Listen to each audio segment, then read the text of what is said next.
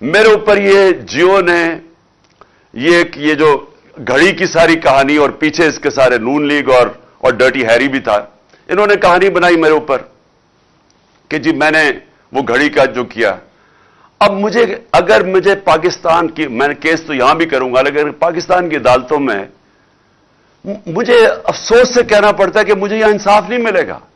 اس لیے میں امریکہ جا رہا ہوں، اس کے اوپر کیس کر رہا ہوں، میں برطانیہ اس کے اوپر کیس کر رہا ہوں، یہ جیو اور شکیل الرحمان اس کا یہ جو گروپ ہے، اور میں دبئی میں کیس کر رہا ہوں. اور میں آج آپ کو کہتا ہوں کہ میں کیوں وہاں کر رہا ہوں، کیونکہ مجھے پتا ہے مجھے انصاف ملے گا وہاں. مجھے پتا ہے کہ اس نے جو میرے اوپر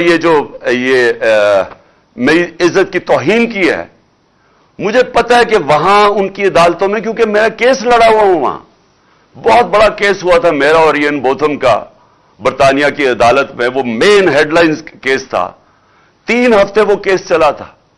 مجھے پتا ہے وہاں عدالتیں کیسے چلتی، اور وہ بھی یہی تھا، ہرجانہ کا کیس تھا. تو مجھے تو پتا ہے وہ کیسے چلتا ہے، اور مجھے پتا ہے کہ جو اب انہوں نے جو کیا ہے، اس کے اوپر جو ہرجانہ ہوگا، اس کے اوپر جو ڈیمیجز ہوں گے، میں اس لیے چاہتا ہوں کہ پاکستانی قوم دیکھے گی کیا ہوگا. اور میں اس لیے چاہتا ہوں کہ ہمیں بھی یہاں دیکھنا چاہیے، ہماری عدالتوں کو بھی، کہ ہم کیوں یہ نہیں کر سکتے، کیوں نہیں لوگوں کی عزت کی حفاظت کر سکتے. کیوں ایک ملک کے ایکس پرائم منسٹر کے اوپر اس طرح گند اچھالا جائے، کسی کے اوپر بھی، کسی انسان پہ بھی. لیکن یہاں تو کوئی بھی پوچھنے والا نہیں ہے. اور یہ ہے، اس کو میں کہتا ہوں کیوں وہ خوشحال ہے ملک، کیونکہ آپ اور تو چھوڑے نا دنیا میں سرمایہ کار، جو آپ کے جو پاکستان کی بزنس آج مغرب میں ہیں، جو یورپ میں ہیں، جو امریکہ میں ہیں، جو دبئی میں ہیں، آپ ان سے پوچھیں نا پاکستان آگے کیوں نہیں سرمایہ کاری کرتے. ہمارا 1 کروڑ ہے پاکستانی باہر بیٹھا ہوا. اگر 5 لاکھ پاکستانی باہر بیٹھے ہوئے فیصلہ کر لیں کہ ہم نے پاکستان میں آ کے سرمایہ کاری کرنی ہے، آپ یہ یقین دیں، یقین سے میں آپ کو کہتا ہوں کہ یہاں اتنا ڈالر آ سکتا ہے پاکستان میں کہ ہمیں کسی کے سامنے ہاتھ پھیلانے کی ضرورت نہیں ہے.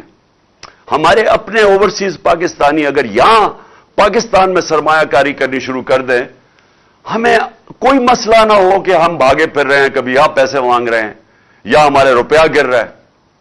لیکن وہ آتے کیوں نہیں ہیں؟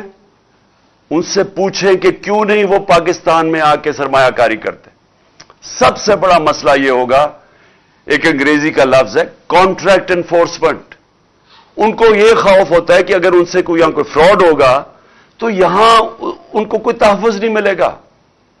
یہاں اگر وہ پلاٹ بھی خریدتے ہیں تو ان کے اوپر بھی قبضے ہو جاتے ہیں.